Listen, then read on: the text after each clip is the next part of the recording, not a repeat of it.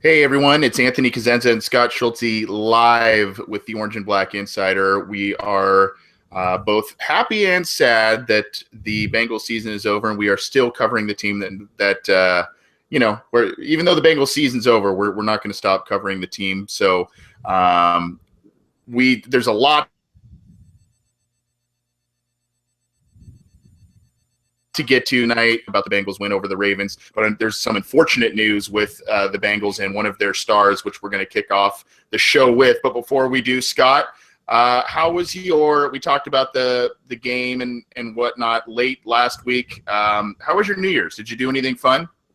I guess we just kind of stayed around. It's kind of hard to stay up too late when you have small children running around, but it was nice. We watched Ohio State play, so that wasn't too nice, but Bengals game made up for it the next day. Yeah, it's been kind of a wacky bowl season, and Alabama kind of trampled who was it, Washington. Ohio State didn't have a good showing against Clemson. And then you got Alabama and their offensive coordinators out, and then the wacky USC Penn State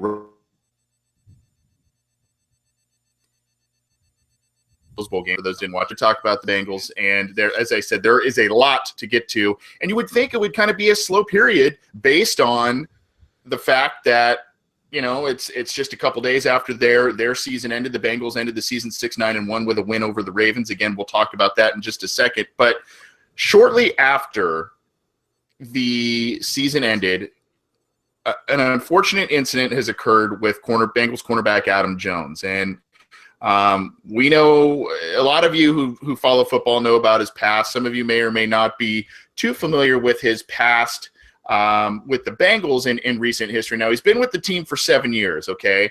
And in that time, including this most recent one, there's been 4 arrests and one other off-field incident where he was escorted out of a casino. Now, he hasn't really served any jail time for those instances, and he's kind of escaped massive suspensions and whatnot. But apparently, earlier in the week, Adam Jones was cited for a number of different issues. And if you want, there's a lot of great detail about everything that's occurred on CincyJungle.com. So check that out. But basically, as you read some of that, Adam Jones's arrest occurred just after midnight on Tuesday. Faces misdemeanor charges of assault, disorderly conduct, obstructing official business, and felony count of harassment with a bodily substance, which happened to be, I guess, when he was in custody and was spitting on, I believe it was a jail nurse or what have you. He was at the Millennium Hotel in downtown Cincinnati. Ironically, that's where I stayed when I went to the game this last September. But apparently he was beating on different hotel room doors, swearing, being loud, rambunctious, and causing a ruckus late in the evening, early in the morning. And police were called. And he's kind of denying the reports that have happened. But there's a lot to talk about here, Scott.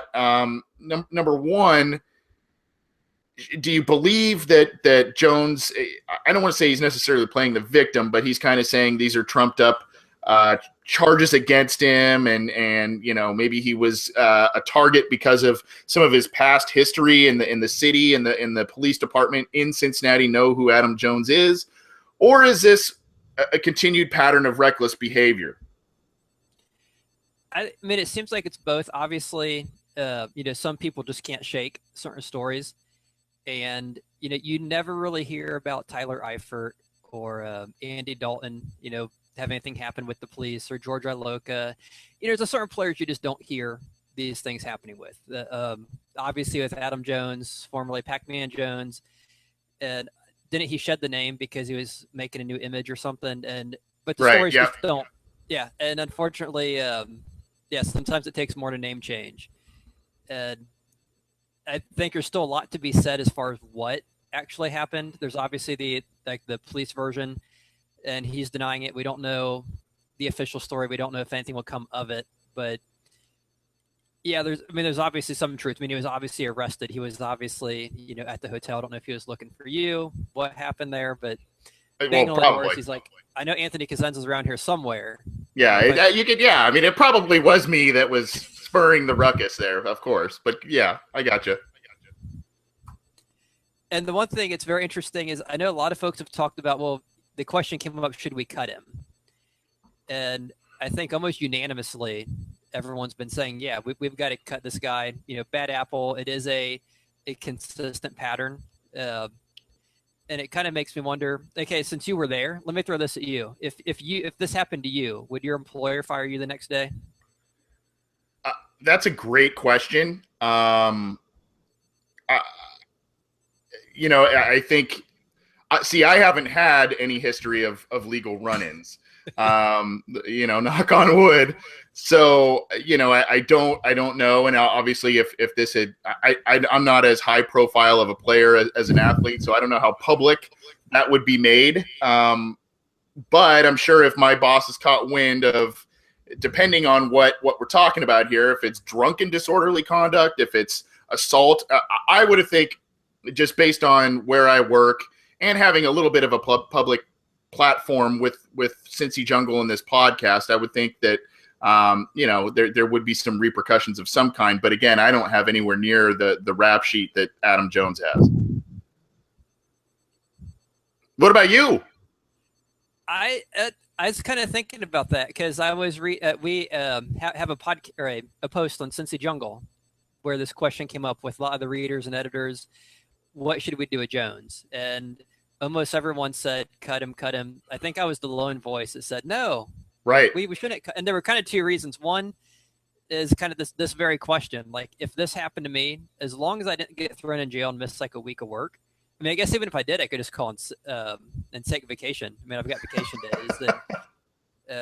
It's quite a vacation. Yeah. I mean, it's not where you want to spend vacation, but I mean, some people have workcations. You take vacation, you do yard work, you do housework. So, yeah, I don't know. I mean, I would assume someone may not hire you if you have a track record, but and I know it's more of a public thing, it's a public image thing. I know the league likes to make this really nice image, and teams like to. But I think the only reason they would cut him now is if they're looking for an excuse to shed his salary. If they're looking back in hindsight saying, okay, he took a step backwards, we don't think he's worth the $6 million or whatever he's owed this year. This is our excuse to dump him. If you're looking to do that, I think you dump him. Otherwise, I don't think you do, because nothing is really official with the story yet. He until there's something more concrete, until there's an actual charges filed and he's taken to court, or it's settled out of court, or the league does something. Until then, there's really nothing other than kind of a he said she said thing. And the worst part is, let's say you do get rid of him. You don't really have anyone in line to step up behind him, because Kirkpatrick's a unrestricted free agent. Yep. William Jackson III, they refused to activate him from IR, so you don't know if he's, the next best thing or not. Darqueze Dennard seems to have fallen out of favor with Josh Shaw seemingly getting the playing time. And then, and it was kind of cool seeing that, on Russell's first defensive play, he got an interception, but how much of that is a situation versus do they really see him as a potential backup if they do get rid of Jones and move everyone up. So if it was me, I don't think I'd cut him just yet. Okay. Because so there's a lot of questions behind him. And it's not, it's a position we're kind of deep because we have made a lot of first round picks, but we're not super deep because the top guy, your two starters could be, released and leave as a free agent. And then you go from really deep to really shallow really quickly. Yeah, I think cynically, the fans don't want to see the Bengals use yet another high. If you get rid of Jones, yet another high pick on a cornerback when there's other needs. Last week on the podcast we talked about the Bengals need speed at linebacker. They need obviously some defensive line depth, edge rushers, things of that nature, and then maybe even some offensive linemen based on what happens in free agency there. Andrew Whitworth and Kevin Zeitler are also facing free agency, so. My whole thing with this is you saw what happened last year. And and I'm talking about the wild card game, and Jones was a huge part of the implosion at the end of the game there. Now, obviously, you go back to the Jeremy Hill fumble, Vontaze Burfict, and all of that, but Adam Jones was one of the main villains painted at the end of that game. Okay, and some sort of rightfully so. I mean, that was a big black eye on the Bengals there, and they brought, not only do they retain him, but they gave him a big contract this last year. Now, not big by elite cornerback status, but big by a guy who's had this kind of history in his past and who is 33, probably going to be 34 years old going into next season. And by the time he finishes that contract, he's probably going to be 35, 36 years old. So, it was a pretty big contract by those types of standards. Now, I believe if the Bengals were to cut him immediately, it's $1.6 million. There's a post June 1st that's, I think like 700,000, something like that. So, I mean, they have leeway to do it. I understand your stance, Scott, about, let's not be knee-jerk reactionist about this. Let's let it play out. And if he ends up being guilty, then maybe that makes more sense then. I think this team just needs a shakeup. And I wrote this in that post you referenced on Cincy Jungle about, should he stay or should he go? I mean, to use the old Clash song. But to me, it's this team after Jones helped cause that implosion at the end of that wild card game. This team was never the same. His play dipped a little bit after the big contract that he signed, both as a return man and, early he played better down the stretch as a corner, but early on did not play that well as a cornerback, didn't do anything this year as a returner. So, I'm not seeing, both with the PR nightmare that comes with him, his age, and his contract, I'm just not seeing the value for the return that you get with his play now on the field at 33, 34 years old, and these types of issues that, I mean, Scott, like I said, he's been with the Bengals 7 years, and this is his fourth rest and fifth run-in with, off-field authorities, if you will. And, I don't know. When is enough? And when is this team going to say, you know what, time to move on from these types of characters? And granted, let's be honest, this team has actually had a pretty clean track record outside of Adam Jones in recent years. But, I think if you want to send a message of, 2017 is going to be a year of change. If we're not going to make a change at head coach, offensive coordinator, which it doesn't look like the Bengals are going to do, maybe it's time to get rid of a problem child. Though he's done some good things with the Bengals, we're talking about more arrests than Pro Bowl and All-Pro nominations in the times he's been here, Scott. Well, you mentioned the shakeup. I think the shakeup really needs to start at the top. That if you are going to shake this team up, which, like you said, I don't think they're going to do. We actually talked about this last week at the end of the podcast. We made our guesses whether they would get rid of Lewis or not, and I think we both said that they would not fire him, and it looks like they're not going to fire him. So I think if you're not changing the coaches, they're probably not changing the assistants or the head coaches. I don't think any of the assistants work themselves into higher jobs based on last year's performances. So you figure you're not getting rid of the coaches, you can get rid of a player here or there, but you still have kind of that same culture, that lack of, I don't know, it's almost like a lack of discipline somewhat, that they just, Marvin's always kind of tolerated the Chad Johnson, the situations where there's just no, I mean, I think there's some leadership, but it's more players like, we're stepping up. It's not the top down, I'm the disciplinarian, I'm going to set the tone. We're going to do things this way, and we're all going to get on board. And I think unless you get that, shedding a guy here or there who may be a problem child isn't a bad thing, but I don't think it's a fix. Yeah, I mean, I agree with you to a certain extent there, but I guess I look at it, and this plays into your thing about front office culture and all of that. You look at, even if you want to look at it this way, after Jones helped with that implosion in the wild card game, it's almost like he was rewarded for for that by getting a new contract. Now, that's probably a little bit extreme by saying that, but when you look at probably some of those guys in the locker room, they might sit there and just kind of go, okay. I mean, not that they don't like Adam Jones. I know he's got a lot of friends in that locker room. He seems to be a pretty popular guy, but I think there are some guys that walk the straight and narrow, and they don't like some of these extracurricular things, and sometimes it costs teams games. Now, I want to wrap this up by saying this, Scott, because you had mentioned you're not really a fan of cutting him, at least right now. What if in the next, I think he's set to appear in court in about 8 or 9 days right now, Adam Jones is, to hear about these charges. What if he not only is found guilty, but then is subject to a suspension? Would you then reassess your opinion on that and say, you know what, he's going to miss 2 or 3 games to start the season because of a, Goodell and his quote unquote repeat offender type of judiciary decisions he makes? Or do you kind of say, still, I'm worried about the depth? I think at that point, you definitely reassess it, and you could probably look at cutting him then. The depth is clearly an issue, but if you're freeing up $7 million, I know this is unrealistic, but maybe they spend that on a free agent outside the team. Obviously, the odds of them doing that are not very likely, but you still have the depth issue. But if he's going to get suspended, you have the depth issue anyway. So if you're trying to set a tone, if you're wanting to say, hey, we think we overpaid, it's a chance to get rid of him, there is this issue, and he is found guilty, okay, let's do it. But at this point, until more comes out, I'd be hard pressed to, the whole idea of innocent until guilty kind of a thing, that I would at least want a little more to come out before the team makes a knee-jerk reaction. Mm-hmm.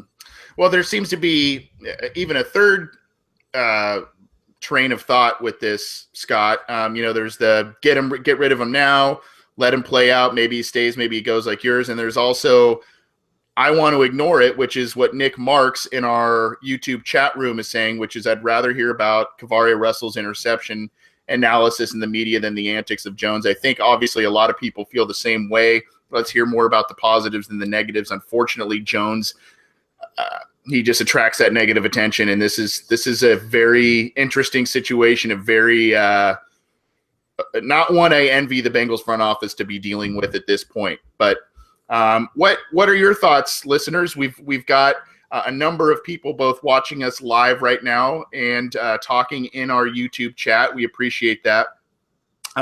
You can watch us, as I said, live via YouTube every week. Next week, we're actually going to, I believe, be simulcast as well on the CincyJungle.com website. So check out that. You can check it out live at CincyJungle.com. You can check it out at YouTube.com live. Or if you can't check us out live, you can check our content out on SoundCloud. We have the audio clips of the show there.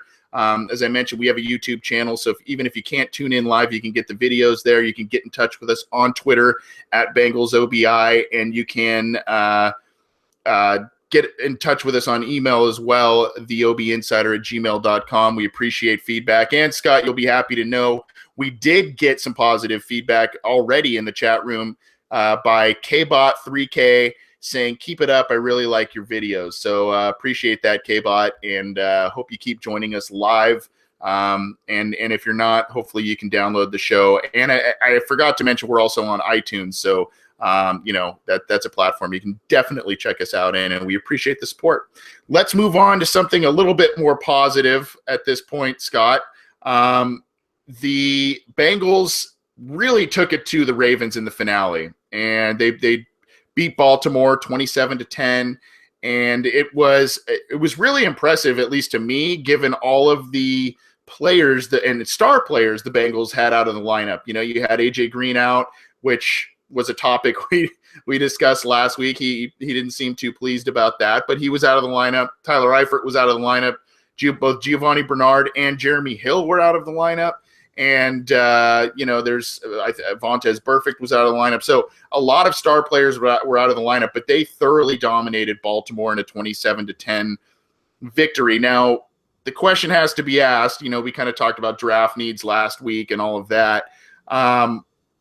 Were you what do you take away from this here? Were you pleased to see some of those young guys, Cody Core and CJ Uzuma and all of these players step up and make some plays and get a win to kind of feel good about going into 2017? Or were you were you kind of the fan that wants that as high pick as possible, and you were a little upset that the Bengals ended up winning that game? Well, it was kind of an interesting game because for me, I couldn't really lose. I mean, the team loses, you get a higher pick. The team wins, you obviously get a win. So either way, you're kind of winning since you're not really in the playoff hunt this year. The one nice thing was, despite winning, they only dropped one spot in the draft order. Going into that game, they would have been anywhere from 7 to 11. With the Chargers losing, they were going to be 8 through 11. Carolina lost. The other teams ended up winning. So that put them 9th out of the draft. So 9 out of 11. So they only fell one spot, which was good. And a lot of it really depends on what Carolina does. A lot of folks tend, at least early on, which I know means absolutely nothing, the mock drafts tend to be giving them a running back. So I'm like, that's cool. Last thing we need is another running back, just like last thing we need is another cornerback to be drafted. So if they draft a running back, it doesn't really hurt that they got ahead of us because it's not a guy we would have gone after anyway. So it was, kind of a mixed bag. The one interesting thing you mentioned, Green, he was upset about missing the game, but then it came out this week that he's going to miss the Pro Bowl because of the injury.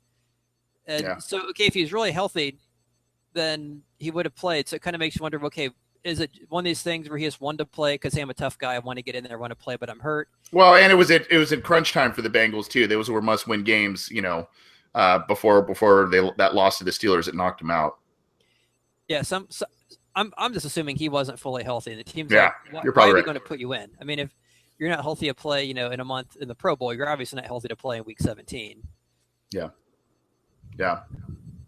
And also I think star players now are also eschewing to play in the Pro Bowl too. I think, they've seen a lack of value going over there. And I mean, Tyler Eifert got hurt last year. So, but yeah, I mean, you very well could be right about Green, and just, it might've been more, I want to play. I have to play. We're in must-win games, and the staff is like, you're not ready, and as much as he wanted to play, as much as the fans wanted to see him play in those must-win games, obviously it just, it wasn't in the cards for him. But hopefully it's a good thing for him long term, and hopefully he's not. Those reports about him being upset with management aren't at least true, or don't have the same kind of level of truthfulness that we think. Aside from that, the other issue that comes with a win in a meaningless season finale game, and doing so impressively against a division foe, and one that was also in the playoff race around the same time as the Bengals this year. For those, and I don't know where you stand necessarily on coaching replacements. We've talked about Lewis. There's issues with Zampese and maybe even Gunther. This game and this win solidify. Well, I don't know if it solidifies it, but it helps their stance in sticking around with the Bengals for 2017 and beyond. And, we've talked about an offseason of change, whether it's philosophy, whether it's being more active in free agency, getting creative in the draft, or changing personnel. A win may well keep this coaching staff intact. Are you a fan of that or no? I think ultimately, whether they won or lost, I think that coaching staff wasn't going anywhere. You might be right, yeah. And I think a few of us, me and Connor, had talked about this on a couple different episodes of the podcast, and I think we all kind of agreed that based on Marvin's track record, Mike Brown's track record, they could have gone out there and gotten blown out 48-0.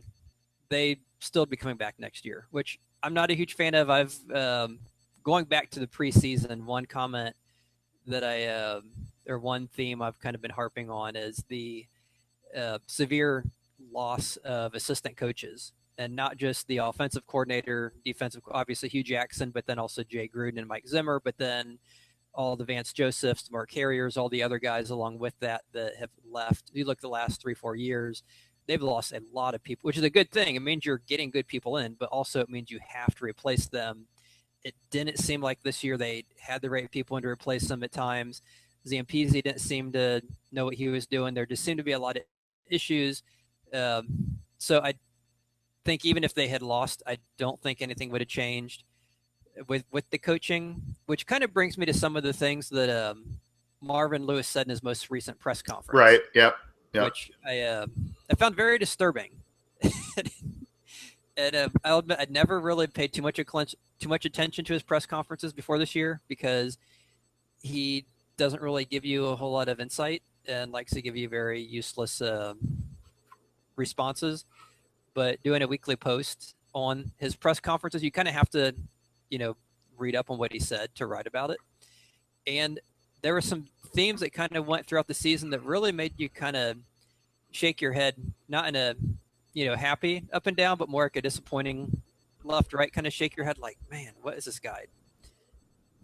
But he said some things in the most recent one that just really took the cake as far as just the most,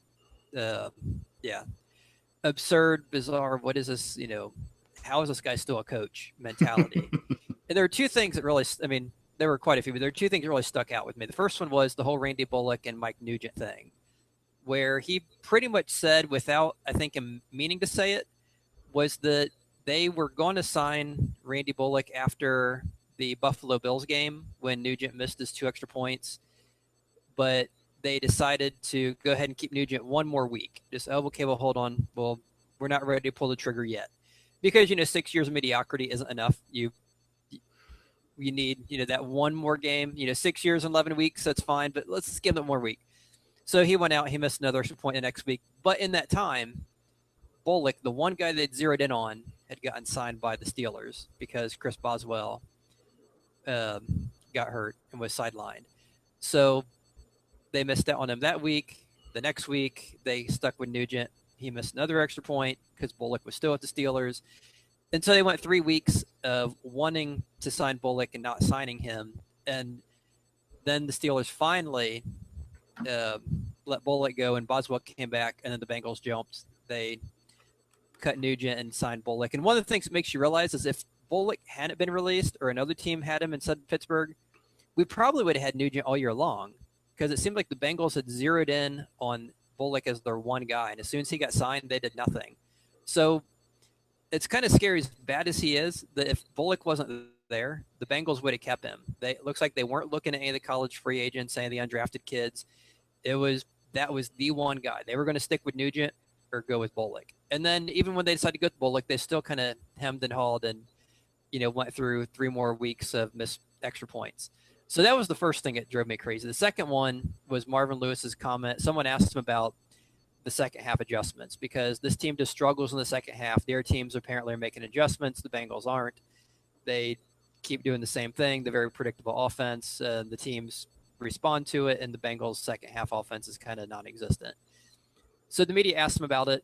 Marvin Lewis basically said there's no such thing as second half adjustments. It's just a, made up catchphrase by the media.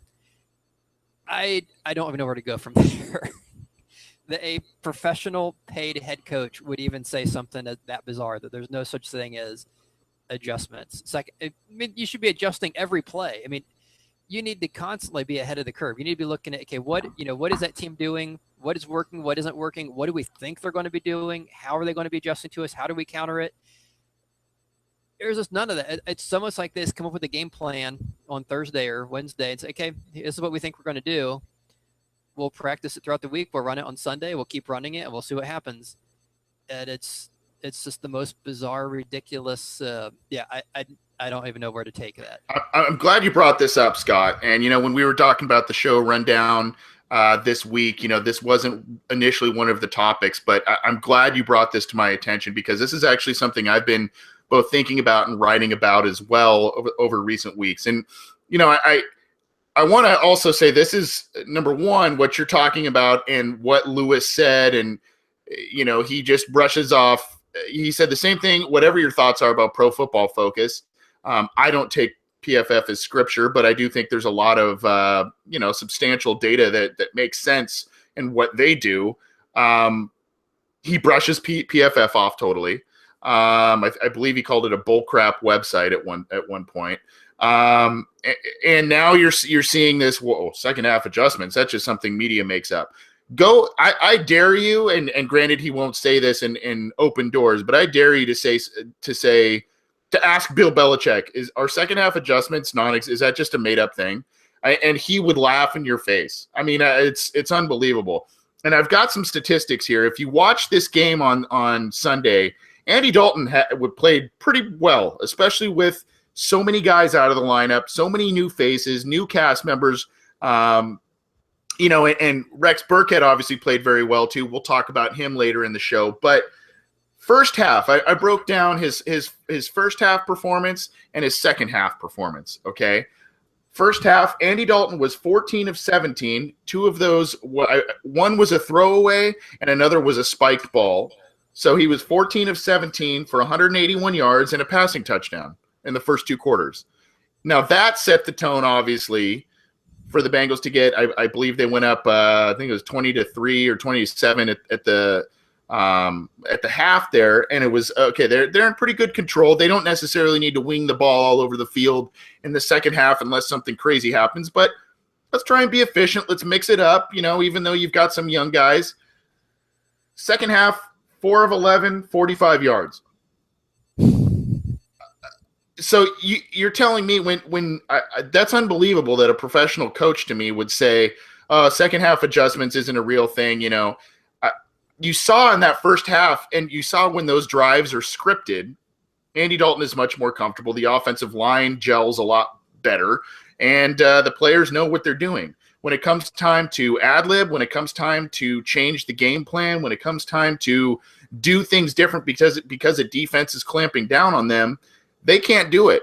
And that has been a theme this entire year. And really it's gone beyond this year. If you want to look back a couple of coordinators ago, the big knock, probably the best chance the Bengals had in winning a playoff game of late was their home game against the San Diego Chargers in the 2013 wild card round. They hosted them. It was kind of an ugly game, but it was close at half. The Bengals did nothing at halftime, and this is when Jay Gruden was coordinator, mind you. They did nothing at halftime, and you had Chargers players after the game saying they did absolutely nothing different than what they showed us, because the Bengals went to San Diego a month earlier and played them there. That's coaching. And that's not just that's not just Jay Gruden, it's not just Ken Zampese, that's Marvin Lewis. And that is an inherent flaw from the top to the bottom in this organization, which is stubbornness and unwillingness to change. And I don't know, I don't know if even the best roster can get past that. Do you agree? Yeah, and I mean, as far as the whole second, 2 weeks ago against Pittsburgh, the same thing happened. We were up 20-6, and then second half we get shut out. We they give up 6 straight scores. So it's definitely something that continues to happen. And I think last year, and I think this came up in the last podcast, the one before, about how the team had a great record, then this year had a bad record, that they had a good enough roster that played well enough that you can overcome bad coaching to a point. It can get you to the playoffs. It can get you a decent record.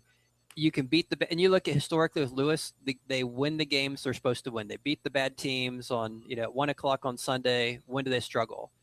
Prime time, because that's the better teams. Playoffs, that's the better teams. It's the teams that have the better coaching, that adjust, who have rosters that are comparable.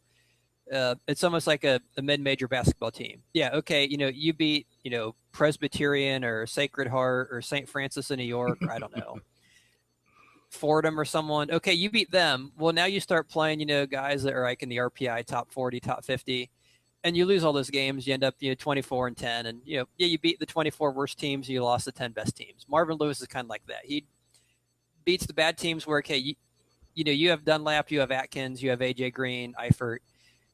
You can beat some of those teams without doing too much effort. You play the better teams where you have to do more, and they just, they don't do it. It's been a trend as long as he's been there, and I think that is a big part of it. It was just very amazing to hear him finally say that, even though I know he wasn't, answering these questions to give you that insight.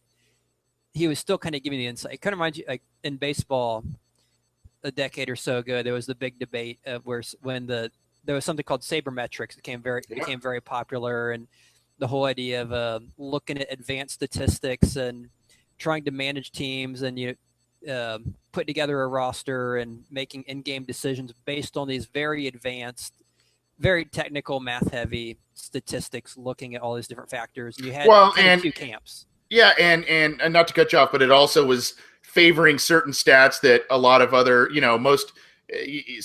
some GMs and scouts and stuff would favor the batting averages and the home run numbers and all of that, but they would overlook certain other things like on-base percentage, walks, that sort of thing. But yeah, go ahead. Yeah, the things that, statistically had been shown to be more influential in winning and losing games. And also the secondary statistics. Okay, you have a batting average, but why do you have that batting average? Is it just dumb luck? Is it because of contact rates and different things? And you kind of see that with Marvin. He's kind of that old school manager. Is like, nah, he's kind of gut feel. Yeah, I think that guy's good, or I feel this guy. And you just don't have. He doesn't seem to have any trust of anything beyond that. Just nope. We just kind of what my instincts say.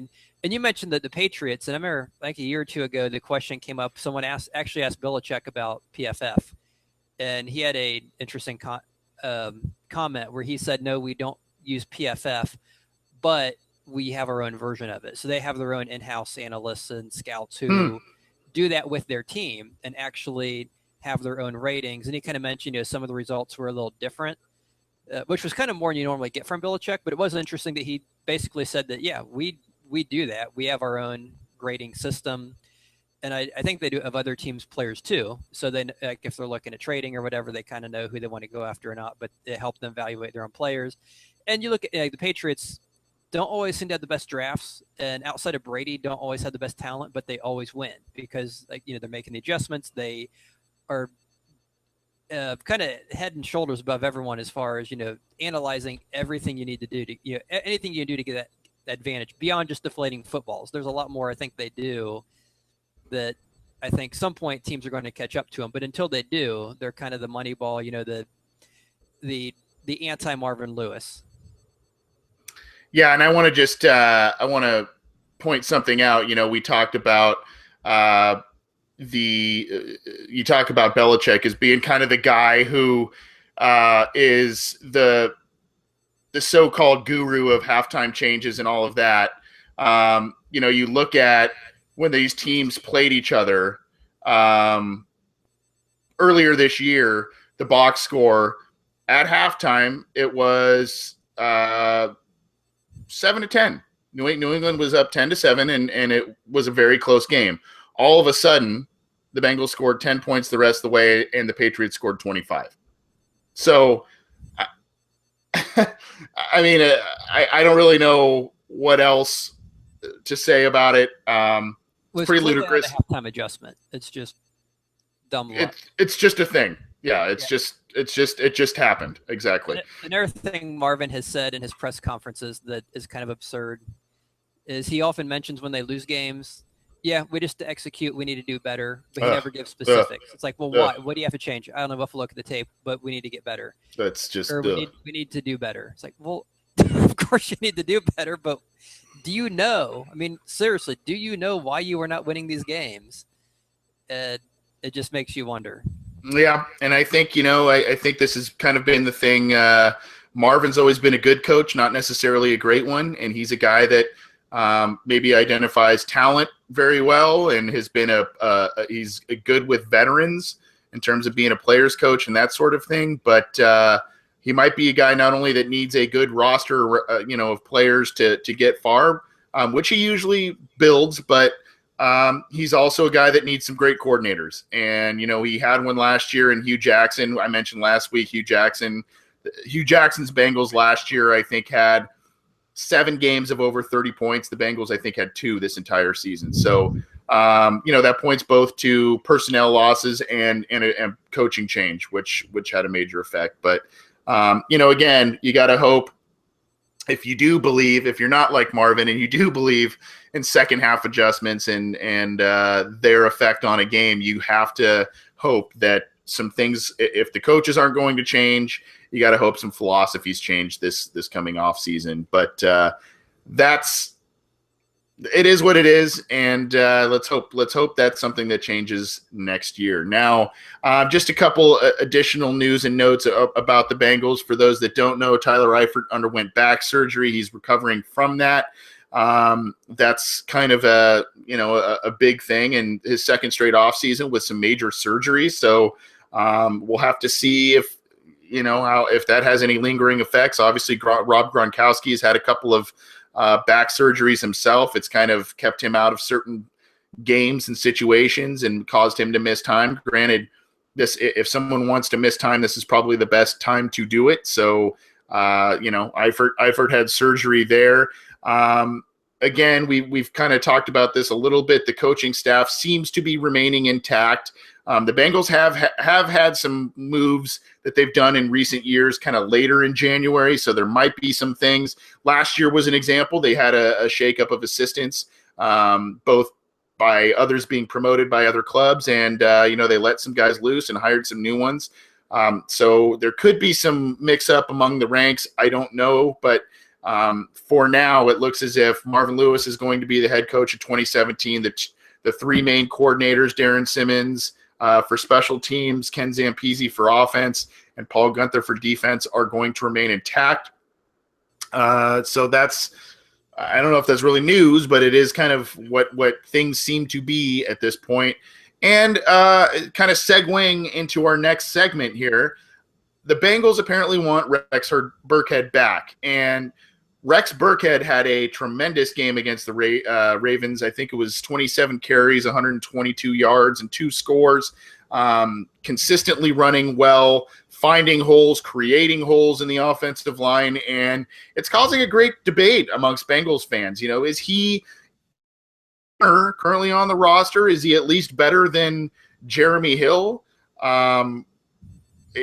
Is the sample size too small? Whatever the case may be, Burkhead is now going to be an unrestricted free agent going into this offseason. The Bengals have made it clear they want to re-sign him. But, Scott, there's a lot of issues at play here. Number one, what's Burkhead going to ask? I mean, his statistics are low, but there appears to be some pretty high upside. Number two, if they sign him back, where is he going to fall on the depth chart? And number three, if he does supplant someone, who is that going to be? Yeah, and I think that's one of the things that can't be overlooked is Jeremy Hill's had some good games this year. I think he had 3 or 4 really big games, but they were against some of the worst defenses in the NFL. He gouged the Browns twice. I think one time he had 9 carries for 160 yards, something absurd like that. Yeah. But they were one of the worst defenses in the NFL. The Broncos, for as good as their defense was, it wasn't a good run defense. I think he had 97 yards against them. He really hadn't torched anyone good. Burkhead comes out. Ravens are a top 5 unit as far as yards per attempt, touchdowns, and rushing yards. Yep. He burns them 119 yards and 2 touchdowns. And it's not like he had one big 80-yard gain, but it was this constant 5 yards here, 10 yards there, 7 yards here, make a guy miss. Yeah, he looked like a very good, shifty, running back. Some power. He seemed to run with a lot of purpose. Like that touchdown run where he had that big dive and they had to review it. And yeah, you watch him run, it's like, wow, yeah, this is pretty awesome. And then you watch someone like Hill. Okay, you get a yard here, get stuff there. Okay, we put him in near the goal line. Eventually gets in. He does his choreographed dance, goes back to the sideline. And so I think a lot of fans rightfully are very excited about Burkhead because there's a lot to like from what we've seen. And it makes sense the team would want to sign a guy like that. He'd obviously be a good guy to have on special teams and in the roster. The problem I think they run into is he kind of has I think the team probably sees him in the same role as Giovanni Bernard, as kind of that shifty guy, the smaller guy, especially when they have Hill. For some reason, before Hill was there, Bernard had no problem getting in the end zone.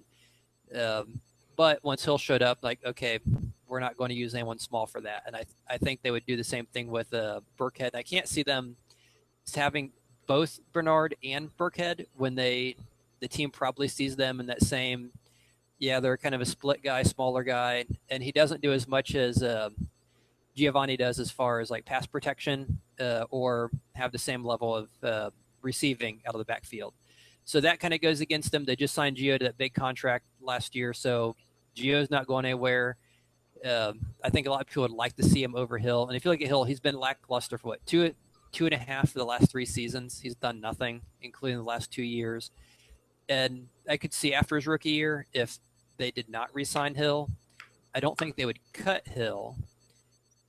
So it kind of makes you wonder, well, yeah, what price would they pay him? I think they'd probably offer Burkhead something reasonable, but if I were to just throw a random guess out there, I'm going to say that Burkhead probably played himself out of orange and black with the rate. Because I think that one game he probably played so well that I think someone out there who needs a running back is going to look at that game and say, wow, this is a guy we need to throw too much money at and bring to our team.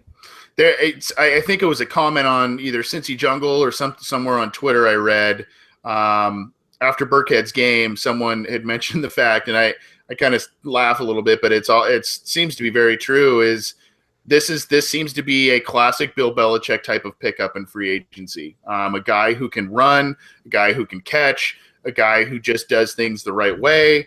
And probably, one of those hard workers. And, if you've seen Bill Belichick and his running backs, he values a handful of traits out of them. Usually they're pretty versatile with the exception of LeGarrette Blount, but, I kind of laughed. I'm like, oh boy, if that happens, and, there's a handful of teams that seem to exchange players, when free agency hits, and that, the Patriots and Bengals are one of them. But, you look at teams that could use a running back, they're kind of hard up for one. I mean, there's definitely teams that the Giants were offense that they definitely lacked a running back. Green Bay seems to have had running back issues. Minnesota's probably going to lose Adrian Peterson. The Colts aren't going to have Frank Gore forever. There's definitely teams out there that I think would be looking for a starter. And if you're Burkhead, do you want to sign on with even the Bengals throw some money at you to be a third stringer, or a guy who is in a 3-way committee, or do you want a chance to start? So I just think as well as he played, I think someone's going to look at him and say, hey, we're going to offer you $5, $6, $7 million a year. And I don't see the Bengals matching that or the opportunity he would get elsewhere. Yeah, and I think that's the Marvin Jones, Mohamed Sanu thing that happened this last year. So I'm gonna ask you a question in just a second here, Scott. But you look at it and you go, okay, yeah, I think most fans would say, yeah, bring Burkhead back. But I think there's a contingency that believes that maybe the Bengals either will lowball him, or, like you said, he might look for a more heavy workload and more money elsewhere. So I seem to support Jeremy Hill a little bit more than many other fans seem to. I look at 2016, it wasn't spectacular. I agree with you that there were a lot of dry spells, but he finds the end zone, number one. And number two, the team and fans asked him to do 2 things in 2016 to improve upon from 2015. That number one was holding on to the football, which that definitely happened. He didn't fumble once, or he at least didn't lose any fumbles this year, but I think maybe he fumbled one time, but I don't even really recall that he fumbled. And he did increase his yards per carry. Granted, it was only by 0.2 of a yard, but he went from 3.6 to 3.8, and he was surging towards a 1,000-yard season and close to a 10 touchdown season. So, there's some positives there, but you look at it and you go, this team is lacking some explosiveness. Now, here's the scenario I want to throw out to you, Scott. Say Rex Burkhead leaves. You got a lot of fans souring on Jeremy Hill. And you've got Giovanni Bernard coming off of knee surgery after signing a big contract. And then you've got Cedric Pierman is also a free agent. If you're the Bengals, do you look at certain teams a la the Dallas Cowboys? I think we had a similar discussion a few episodes ago with Leonard Fournette specifically. But if you're the Bengals, do you, whether it's Leonard Fournette, if it falls to him, whether it's a versatile guy like Dalvin Cook from Florida State, if he's there, Or if a guy like that happens to kind of slide a little bit, do you move back into the first round? Is running back all of a sudden a pressing need given Burkhead possibly leaving, Hill, not being the same guy since 2014, and Bernard coming off of some major surgery? I am a huge believer that at the NFL level, running back is more a function of offensive line and offensive system. That you look at some of the running backs who've been successful, guys like Thomas Rawls, Fred Jackson, like these people who just kind of come out of nowhere. Obviously, Burkhead in his one game sample, but you don't have to be a high pick to be very good. You just have to be, because there's so many good running backs in the college level who make it to the NFL. You get in the right system, you get the right offensive line. You could be a old banged up, busted up veteran. You put them on the right team, and they're going to be, they can be a very good running back. You look at Rudy Johnson. He couldn't catch the ball, wasn't very shifty, wasn't very fast. He was a decent power back, had a great line in front of him, and set all sorts of records as far as rushing yards per game, and was consistently dozen touchdowns for like 3-4 straight years. You just imagine if you had Corey Dillon behind that line, he could have been maybe a 2,000-yard running back. So to me, it's much more the line than the player. I'd say if let's say Burkhead signs elsewhere, Hill goes, I might be in the minority, but I'd be perfectly content saying, okay, we have Trey Carson. We, grab someone like a James Wilder type of UDF, drafted free agent, and you just kind of go from there and see what you have, because it's a quarterback league, and you focus on the lineman, you get the lineman fixed, and the running game kind of falls in place. I'm not laughing at you. I mean, you bring up good points, and I wanted to refute a lot of them, but you bring up good points. I don't know. I think this offense needs some sizzle, and that I'm not saying running back top 10 necessarily, but I think this team. We've talked about speed, we've talked about playmakers, and you mentioned these teams that don't really value running backs that highly. You talk about the Patriots, you talk about the Packers. Look who their quarterbacks are. And that's not a knock on Andy Dalton. Andy Dalton, some people feel is a top 10, some people feel is a top 15 quarterback, whatever. He's still not that, and I hate to throw this word out because it just bugs the heck out of me, but he's not that elite guy. And he's always been a guy that does need some talent around him. Now, he's stepped up his play over the past couple of years, but I do agree with you on the offensive line. The problem is then we go back to the stubbornness thing we were talking about. The Bengals set in their ways with Russell Bodine up in the middle of that line. Clint Bowling, who had an up and down year. What do they do with the two young tackles, Jake Fisher and Cedric Ogbuehi? And what do they do with Kevin Zeitler? And if they think, hey, we've done enough already, we already got high picks here, and we'll re-sign Zeitler. That means they're going to look elsewhere in the draft. And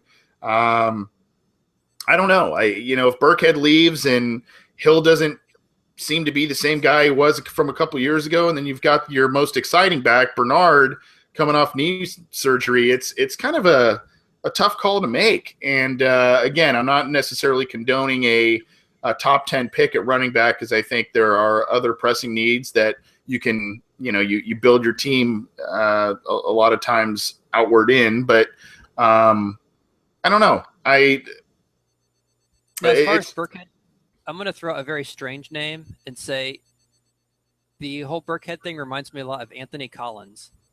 Okay. And he was a Bengals backup, kind of like Burkhead. Neither one ever really got a chance to play. They never really did anything. Finally, in their last season, their contract, because of injuries, Anthony Collins got on the field, Burkhead got on the field. Collins, all of a sudden, everyone's like, because if you remember, Collins was a guy they kept on the bench over Dennis Rowland, who continually played at a level that made Cedric Ogbuehi look pretty decent. Anyway, Collins finally got in there, got to play some tackle, and actually had some pretty good games. He shut down some elite pass rushers, some sack artists, kind of held them in check, and then on a very small sample size against some decent teams, he got signed to a big contract down in Tampa Bay. and I don't even think he survived that first year before they let him go. Burkhead seems to be in that same situation. He's a guy who, never really got a chance, been a backup a long time. Okay, he's finally got one game against a good defense, had a very good game, arguably the best one by a Bengals running back this year. Someone's going to look at that, throw too much money at him, and who knows if he'll flop like Collins or, if he'll be successful. But there's just a lot of similarity I see that it just kind of makes me it's hard to see Burkhead and not think of the same situation that we went through with Collins about 4 years ago.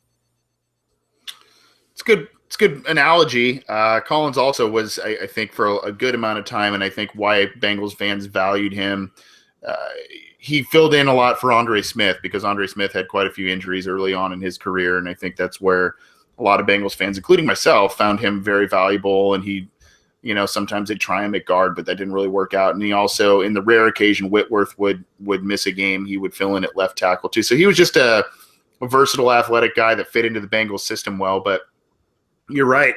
I think he went to Tampa Bay along with Michael Johnson. It was that same year. Yep. They spent a ton of money on both guys, and it just didn't work out for him. So that tends to happen. But if they go to the right team, it might be something that Burkhead would shine in. But the Bengals will be looking at defensive end, linebacker, wide receiver, maybe even tight end in the draft and in free agency. But running back is an interesting position for them to be keeping an eye on because of again, I think this is an off season where the Bengals want to breed a lot of competition at spots. They don't. If I'm on that staff, I don't want to have a lot of players feel safe with their starting status following a 6-win season. I mean, I think everybody's disappointed in that. And unfortunately, Marvin Lewis is a guy that likes to continue to play the same guys, likes that continuity, likes the veteran steadiness. But, I think after a very disappointing season, they need to shake things up. As I say, that kind of gets back to the draft. You mentioned Lewis. It probably doesn't matter who we draft because they're probably not going to play this year. Which is unfortunate. Yeah. I'm doing a series of season award posts on Cincy Jungle, and I started off with Rookie of the Year, and there's a couple guys that did some things, Tyler Boyd, Alex Erickson, but otherwise a little bit of slim pickings there this year. But it's the guys they refuse to play, the guys who get hurt, or the guys they don't want to play. Yep, exactly. And that's the Bengals and Marvin Lewis way. What a great note to end the show on. But before we do, you can check us out and leave comments, questions, all of that stuff for us. We want to encourage that.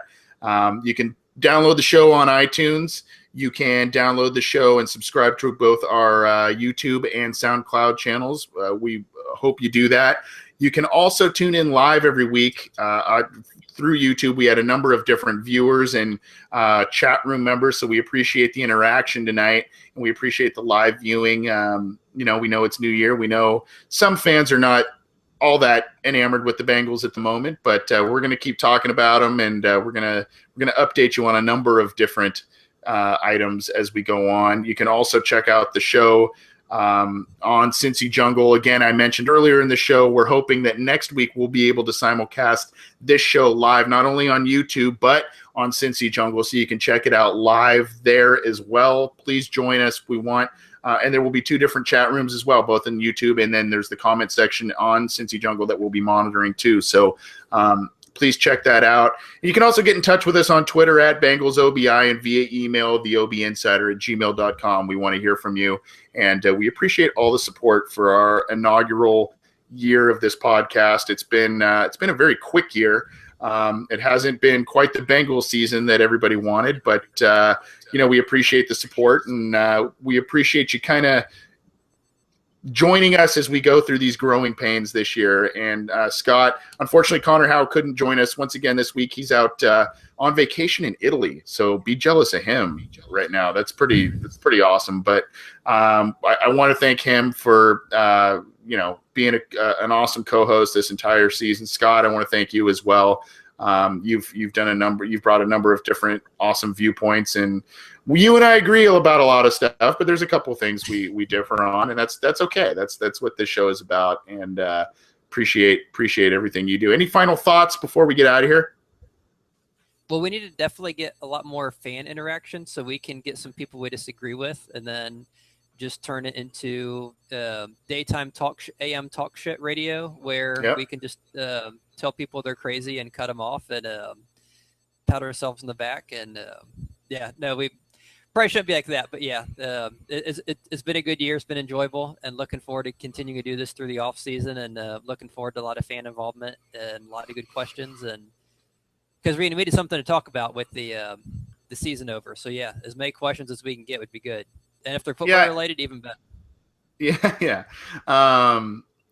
And we all know, for those of us that follow the NFL, follow the Bengals, that there's really just one small brief point of a lull in the season. And that's really kind of in between Super Bowl and free agency. And that's really only kind of a month long. So, before you know it, it'll be free agency again, and we'll see what the Bengals do there. The draft will be coming up. You got mini camps, training camp, and then all of a sudden another season. So it goes by fast. There's not going to be a shortage of information for sure. So keep it here. Keep it tuned in at Cincy Jungle. We appreciate their support of the show as well. And I think that's going to do it, Scott. I don't really have too much else. Just gratitude for the listeners, and we hope you've enjoyed the show. We've got a couple of positive feedback points both tonight and in the past, so we're appreciative of that. That's going to do it for Anthony Cosenza and Scott Schultze. This is the Orange and Black Insider. Thanks for tuning in.